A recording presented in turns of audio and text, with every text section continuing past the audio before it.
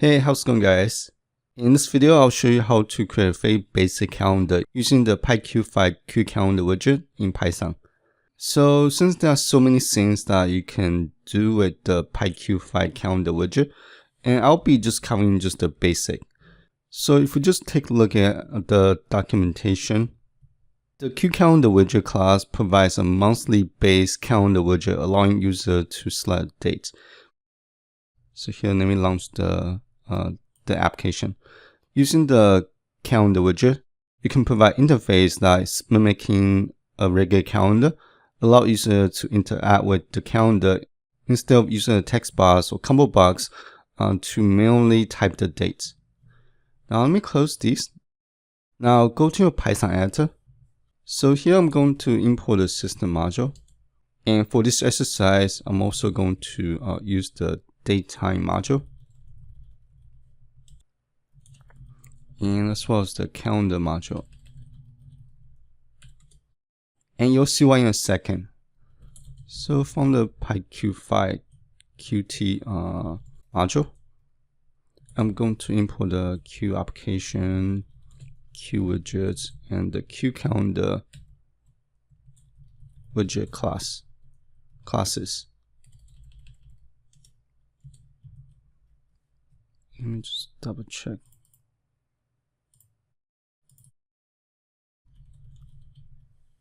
Okay.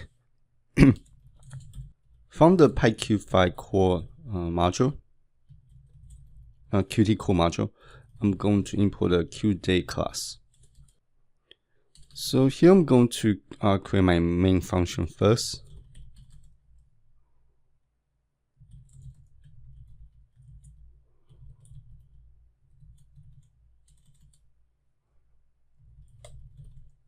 And this is going to be the setup.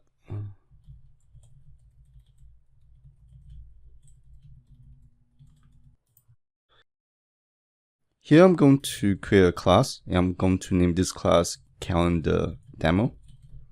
And I'm going to inherit the QWidget class as the parent class. And I'm going to declare my variables. So here I'm going to create two global variables, current year and current months. So let me grab the current year and the current month value first. Taking the datetime class, I can use the now function and to grab the month value. And I'll do the same for the current year.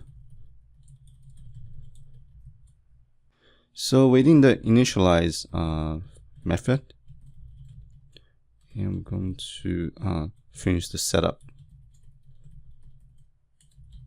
So here I'm going to give a window title, and let's call this calendar demo.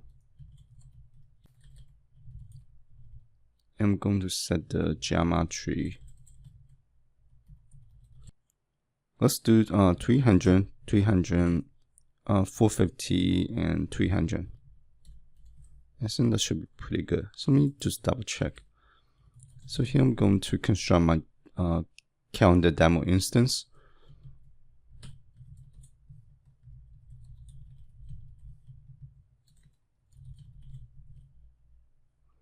And here I made a typo. Datetime is not defined. Oh, so here I made a typo. Okay, so the widget size looks pretty good. Now let me create a method called initialize UI. So within this function, we're going to construct our calendar widget. And throughout the creation of the QCalenderWidget, I'll show you some of the things or settings that you can use to make your calendar work better.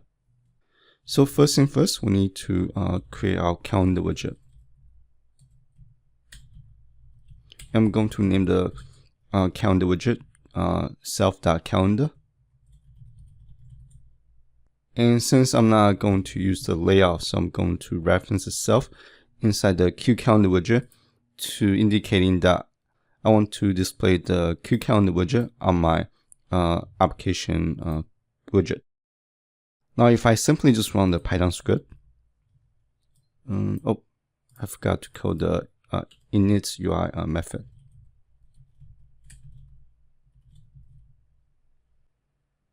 And I forgot the self. Okay, now here's our calendar widget, so right here. And we can scroll to each month, like each date, and you can also choose different years and different months and so on. So if you are building a desktop application that your application requires to interact with dates very frequently, then using the QCalenderWidget can be very beneficial and time-saving.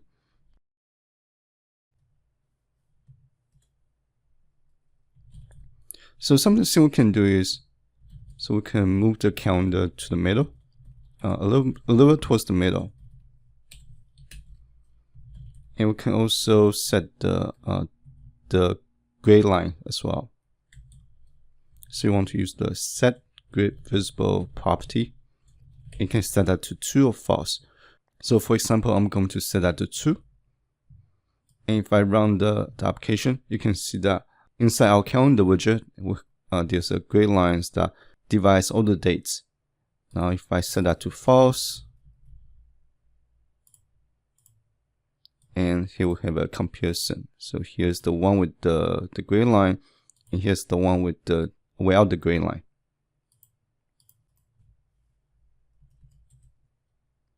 The next thing I want to show you is how to specify a date range. So for example, you don't want users to select a date outside your desired date range. And how can you do that? So within the QCalenderWidget, there's an attribute called set minimum dates. And there's also another attribute called set maximum dates. You can use these two methods to specify your date range that a user can choose. So for example, for this exercise, I only want the user to select the current month and the previous month and the following month. I don't want a user to select a month outside the previous month and outside the following month's date range period. And to do that, so here within the set minimum date, I want to use the QDate class. And I want to provide the year. So in this case, I'm going to use the current year, current month, -1, and followed by the date value, which is the first day of the month. And for the set maximum dates, I'll do the same, except that we need to figure out the last date's value of the month.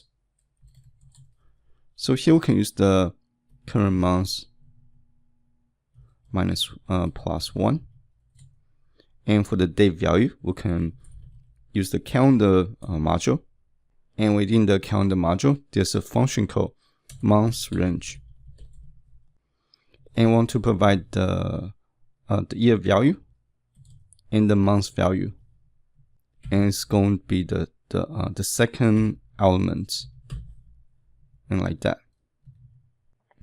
Now if I launch my application widget, here I made a typo, QDate is not defined. Let me double check.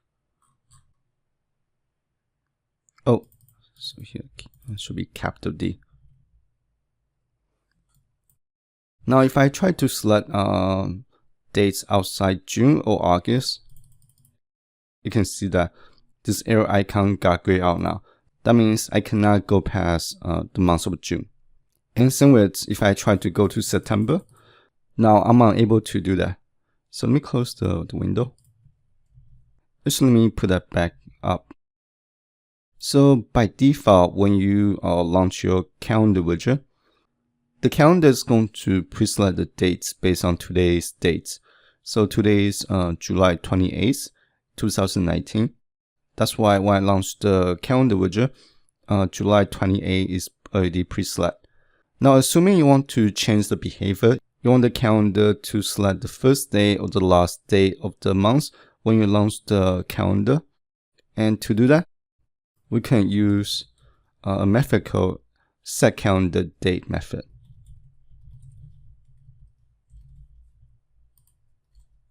The method is called setSelectDates.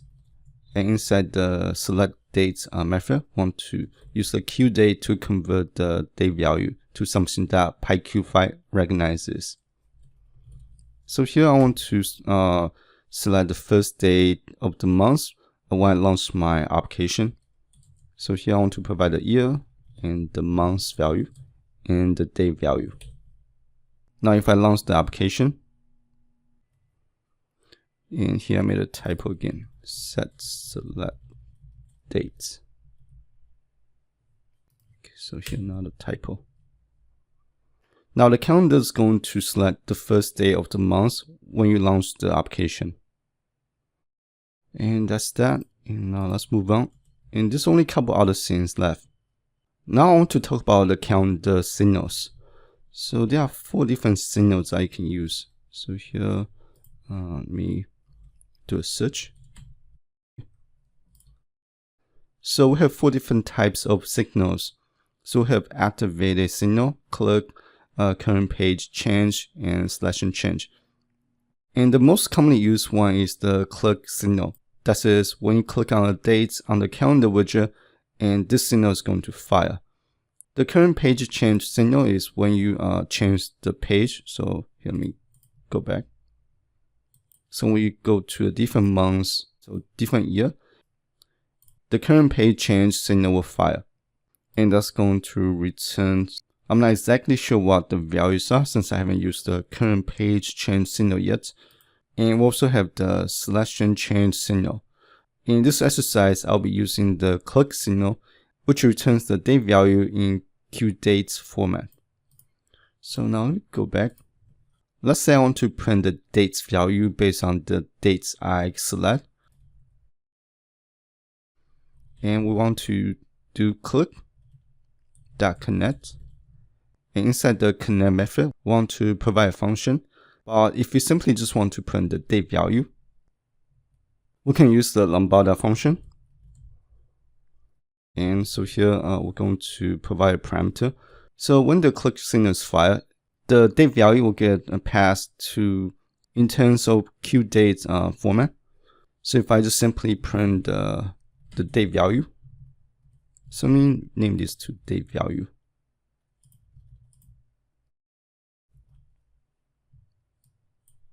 And let's say if I choose a date, and that's going to return the date value based on the QDate format. Now here you can do things like you can convert this to string.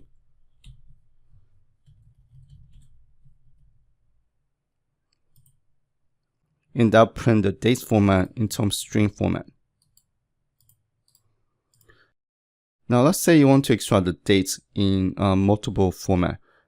For example, you may want to change the formatting on how the dates were displayed, or you want to get the date number of the year or date number of the week. And so to do that, so this is my preferred method, and you want to create a function. So here I'm going to name this function or method print dates information info.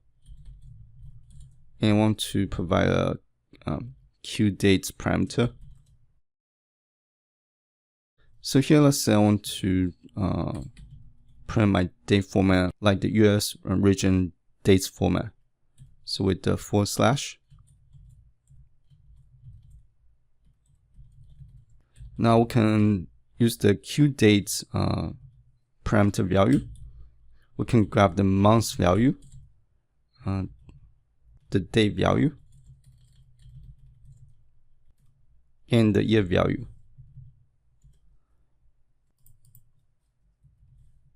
And if you want to know the date number of the year,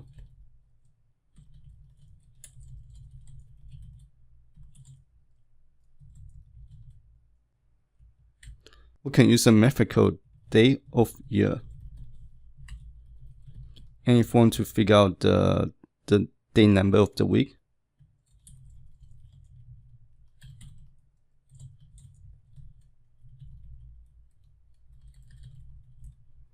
and we can use the date of week method and to do that. Now that's all the Python code to create the QCalenderWidget for this exercise. Now let me launch the application so we can take a look at this calendar right now. Now if I select July 27, Oh, I forgot to call the function.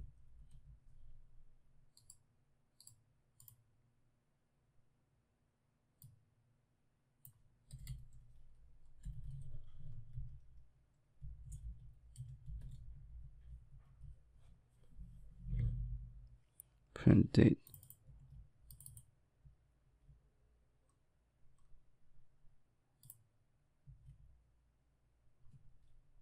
So I forgot to use the self. Now if I choose a date, so let's do July 27.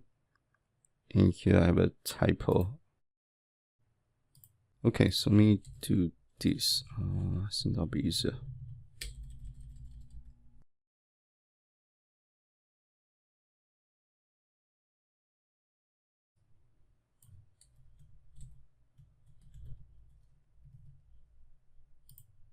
Okay, that works.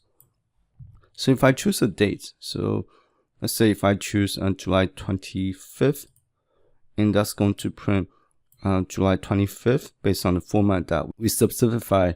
And the day number of the year is the 206th day, and on July 25th, and the day number of the week is the 4th day, and so on. So that's everything I'm going to cover for the QCalenderWidget. And I hope you guys found the information useful. And as always, thank you guys for watching. I'll see you guys on the next video.